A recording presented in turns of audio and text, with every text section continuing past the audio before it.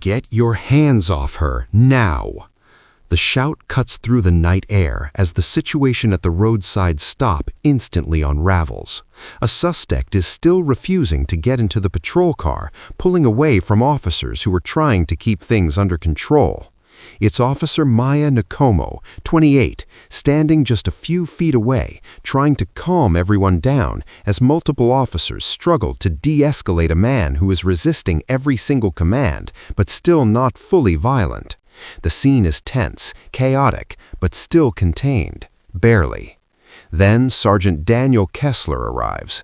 No hesitation, no discussion. He steps in and immediately overrides every instruction Maya just gave, escalating his voice, tightening the pressure on the suspect, turning a controlled arrest into something far more volatile.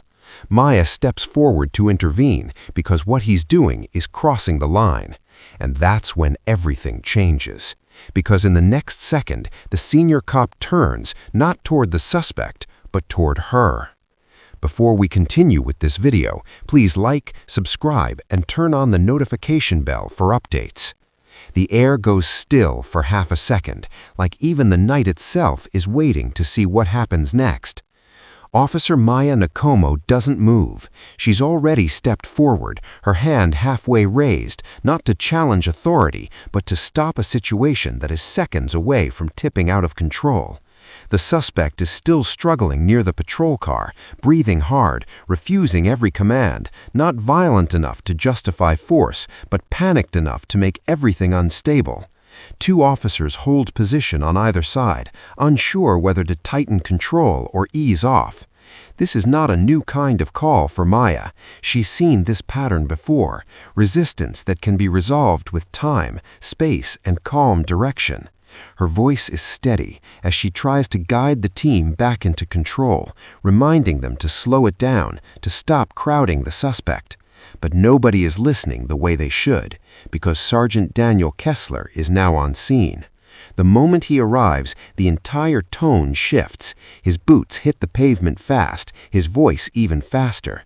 He doesn't ask what's happening, he takes over. He cuts through Maya mid-instruction, barking commands that contradict everything she just set in motion. The suspect reacts instantly, pulling harder, panic rising as confusion spreads through the officers. Maya turns toward him, trying to regain control of the situation, trying to explain just for a second that escalation is making things worse. But Kessler doesn't slow down. He steps closer, eyes locked on the suspect, treating hesitation like weakness. And that's when Maya steps in again, physically this time, just as Kessler's focus snaps away from the suspect entirely and locks onto her. Something in his expression changes, not frustration with the situation anymore, frustration with her. And before anyone can react, he takes a step forward that no one expected. He takes that step forward like the entire scene belongs to him now. "Step back," Kessler snaps, not at the suspect, at Maya. The words land hard, not because of volume, but because of who is saying them. Maya freezes for a split second, her hand still raised, trying to hold the situation together as the suspect continues resisting behind them, officers still trying to maintain a safe grip without escalating force. But now everything is split. Half the team is watching the suspect, the other half is watching their own sergeant and a fellow officer about to collide. Maya doesn't raise her voice. She keeps it controlled, measured, careful. "Sir, we don't need to push him like this. He's not escalating to violence. We can—" Kessler cuts her off immediately. "You don't tell me what I need." His tone is sharp enough that even the officers nearest the patrol car hesitate. One of them loosens his grip on the suspect for a second, distracted by what's unfolding behind him. The suspect notices. He pulls harder. The situation tightens again.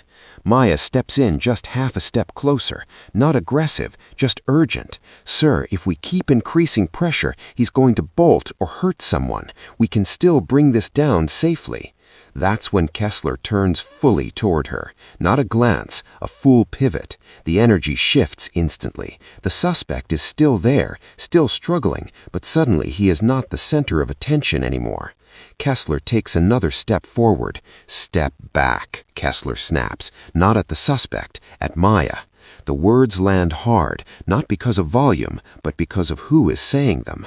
Maya freezes for a split second, her hand still raised, trying to hold the situation together as the suspect continues resisting behind them, officers still trying to maintain a safe grip without escalating force. But now everything is split. Half the team is watching the suspect, the other half is watching their own sergeant and a fellow officer about to collide. Maya doesn't raise her voice. She keeps it controlled, measured, careful. "Sir, we don't need to push him like this. He's not escalating to violence. We can—" Kessler cuts her off immediately. "You don't tell me what I need." His tone is sharp enough that even the officers nearest the patrol car hesitate. One of them loosens his grip on the suspect for a second, distracted by what's unfolding behind him. The suspect notices. He pulls harder. The situation tightens again. Maya's expression changes now. Less shock, more realization. This is no longer just about tactics. It's about control, about dominance, about something personal bleeding into a police call that should have stayed procedural. She slowly tries to step back, not to retreat, but to reset the space, to stop it from escalating further. But Kessler's grip finally loosens from her arm, only to point sharply back toward the suspect. "Handle him," he orders the team, voice hard, still ignoring what just happened between them. And as officers refocus on the struggling suspect, Maya looks up at Kessler one more time and realizes he's not done with her yet. He's just decided she is now part of the problem. And that's when the radio behind them suddenly crackles with a new voice. The radio crackle slices through the tension like a warning no one wanted to hear. "Control, be advised, backup supervisor en route." For a brief moment, it sounds like relief, but on this scene, nothing feels like relief anymore. Kessler hears it too. His jaw tightens slightly, but he doesn't look away from Maya, not even for a second. The suspect is still struggling in the background, officers trying to stabilize the situation again, but the real pressure has shifted. Everything now feels like it's hanging on the next decision. Maya slowly takes one step back, creating distance between herself and Kessler, not breaking eye contact. "Sergeant," she says carefully, controlled, "we need to reset. You're escalating faster than the team can process." That word, escalating, hits something. Kessler's expression changes. Not louder, not more aggressive, worse. Calmer, like he's decided something. "You think I'm escalating?" he replies quietly. The way he says it makes the nearby officers uneasy. One of them glances between them, unsure whether to continue restraining the suspect or step in. Maya doesn't answer immediately. She chooses her words carefully. "I think we need coordination, not force."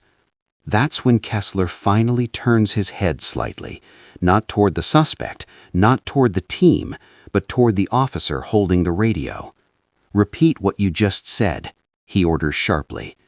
The officer hesitates. "Backup supervisor is en route, Sergeant." A beat of silence. Kessler nods once, like that confirms something in his mind.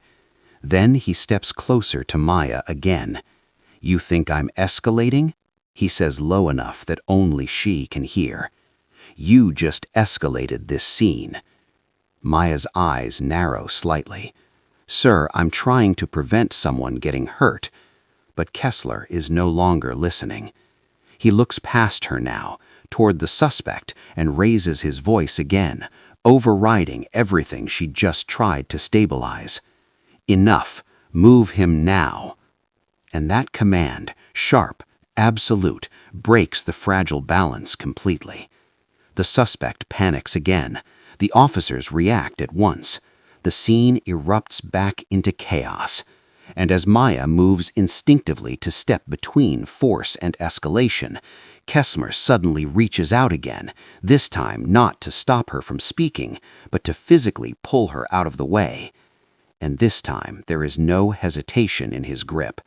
Maya is pulled sideways in one sharp motion, not thrown, but controlled, deliberate, like she weighs nothing in the moment to him.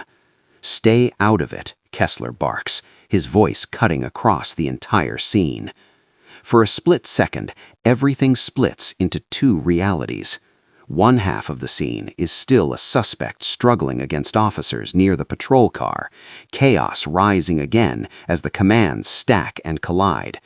The other half is Maya, caught in Kessler's grip, pulled just far enough back that she is no longer part of the tactical flow, only an obstacle he has physically removed. Maya quickly regains her footing. Her face changes now. Not fear, not confusion, control. "Sergeant, release me," she says firmly, louder this time so others can hear. A couple of officers glance over. This is no longer just a tactical disagreement. It's turning into something personal in front of everyone. Kessler finally lets go, but only after a beat too long, like he is deciding to do it at all. When he does, it isn't gentle, it's dismissive.